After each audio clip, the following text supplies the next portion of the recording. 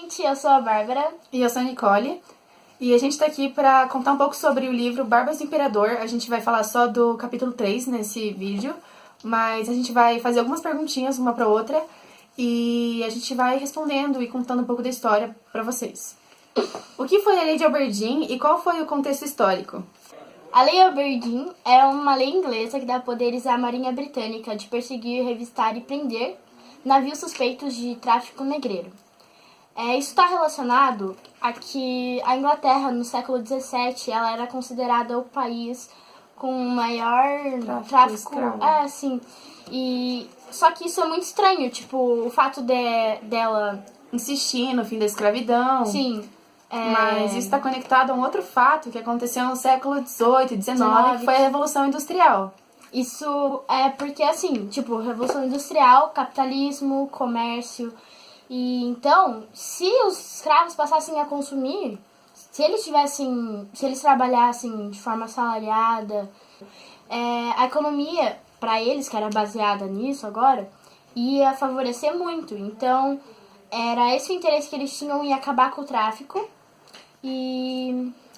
Por isso a Inglaterra estabeleceu o fim da escravidão nas suas colônias.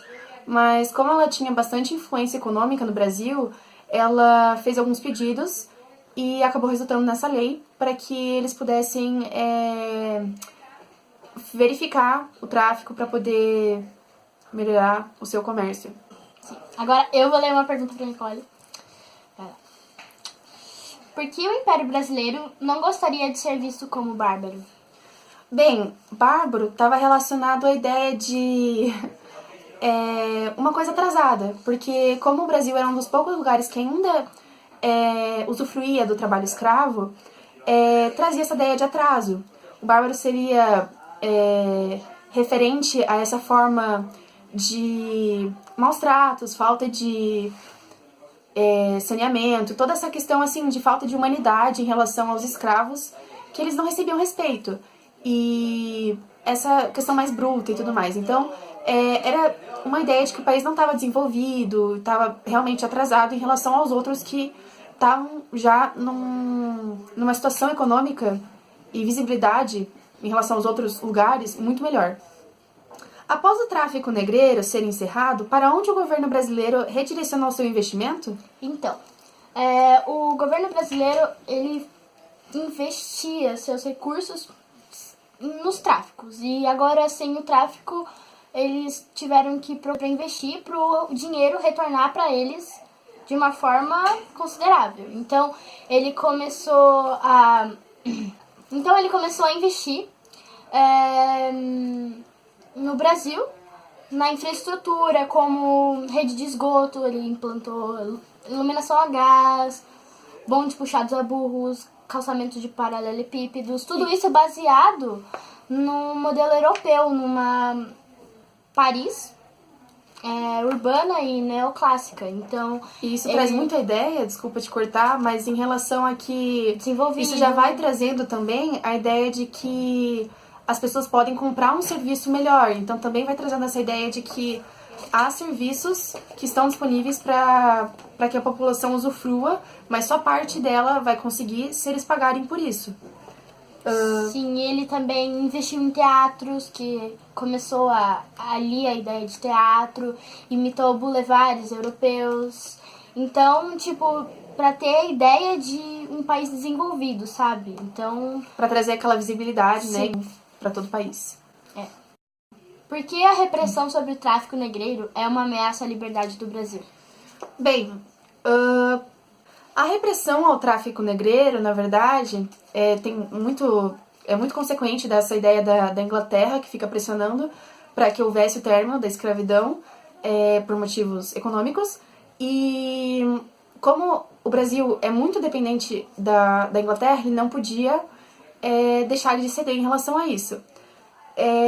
Muita gente achava que isso era uma ameaça à liberdade, porque eles não tinham essa, realmente, liberdade de escolher as coisas, porque eles não tinham opção, eles tinham que seguir o que a Inglaterra dizia, porque eles dependiam muito da Inglaterra. Então, muita gente achava que a liberdade do país estava ameaçada porque eles não conseguiam agir de forma autônoma. Então, por isso que eles acharam que era uma ameaça à liberdade. Parcelam, né? Claro. Uma outra pergunta aqui é o que o Eusébio de Queiroz propôs ao imperador.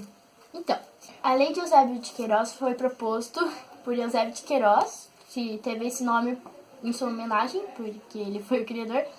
Então, ele propôs, porque assim, como eu disse, a lei de Alberdim, ela falava que a gente não podia mais traficar e tudo mais. Só que acabava sendo um prejuízo para os proprietários de terra, porque a mão de obra deles era assalariada, então eles ganhavam muito. Agora, se acabasse o tráfico negreiro, eles iam ter muito prejuízo, dizendo assim.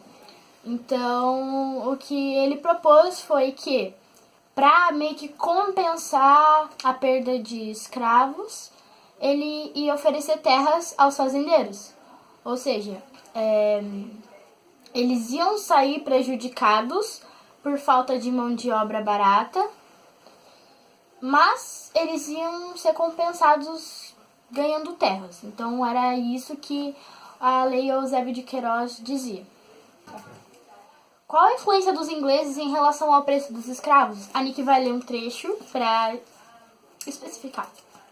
No livro, no capítulo 3, tem um momento que há um diálogo, que eu vou citar agora. 300 mil réis por peça, mas é o dobro do ano passado. E o outro cara responde, o que quer? Com os ingleses, o negócio ficou muito mais arriscado. Então, como foi dito no trecho, o preço dobrou, no exemplo, né? Mas isso aconteceu porque com a fiscalização, que era muito maior por causa da lei, era muito mais arriscado e muito mais perigoso. Então, a curto prazo, aumentou muito o tráfico, porque eles achavam, não, enquanto a gente pode, enquanto não está extinto, a gente vai lucrar com isso. Eles fizeram muitas embarcações, mas o preço aumentou por causa dessa proibição, por causa do perigo, e também porque quem queria, porque inevitavelmente tinha gente que precisava dos escravos para manter os seus negócios. Então, esses caras que não tinham outra opção, eles pagavam mais caro, porque eles sabiam que havia uma lei que iria punir muito mais se eles fossem pegos, né? Então, havia todo esse risco em questão. Qual era a função dos salões no tempo de Dom Pedro II? E quem se reunia neles? Bem, nesses salões, muitos eventos aconteciam, mas principalmente era neles que aconteciam as reuniões para discutir política. Havia os liberais, que na verdade tinham um Partido Liberal, que queria lutar pela maioridade de Dom Pedro II. Mas, nesse mesmo grupo, a gente consegue perceber que haviam dois grupos, basicamente, que tinham ideais diferentes. Os liberais, eles defendiam a autonomia das províncias, enquanto os conservadores, eles queriam a centralização do poder. Os liberais eram chamados de luzias, por causa de onde eles se encontravam, e os conservadores, eles eram chamados de saquaresmas. Na primeira eleição para a Câmara dos Deputados, os liberais, eles contrataram capangas para distribuir cacetadas. Foi assim que ficou chamada essa situação toda, e eles ameaçaram os conservadores e tudo mais. Eles acabaram tendo mais força no começo, então eles conseguiram exigir que as eleições fossem anuladas e eles assumiram o poder. Mas, como os conservadores tinham ideais mais parecidos com o que o imperador queria, eles conseguiram, depois disso, governar. O jogo foi esse, mas a gente consegue perceber, então, que a base econômica do Brasil era, e foi por muito tempo, o tráfico negreiro e o trabalho escravo. Mas o Brasil dependia muito da Inglaterra economicamente.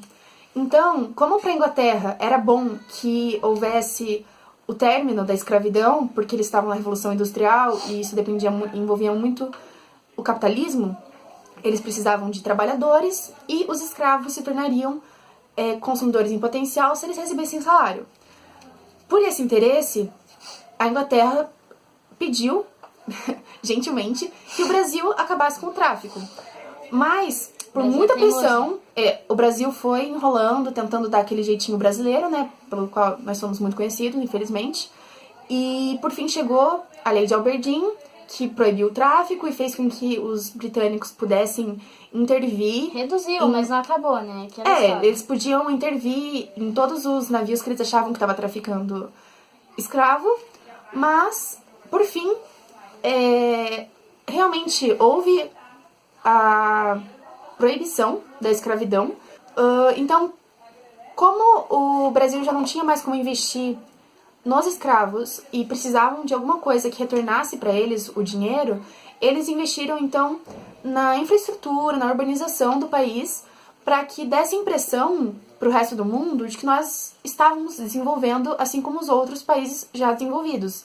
Então eles se inspiraram em Paris, em países europeus no geral, mas também esses investimentos trouxeram a ideia para a população de que eles podiam comprar serviços de melhoria na nossa saúde, em questões no geral assim. Nosso capítulo termina quando os interesses do imperador passam a ser as questões sociais para questões culturais, artísticas e científicas. Então esse conjunto de coisas faz com que o imperador preveja um projeto nacional, que é o assunto do próximo capítulo. Bem, nesse capítulo é isso, basicamente, que a gente pode comentar. E obrigada por terem assistido. Até mais!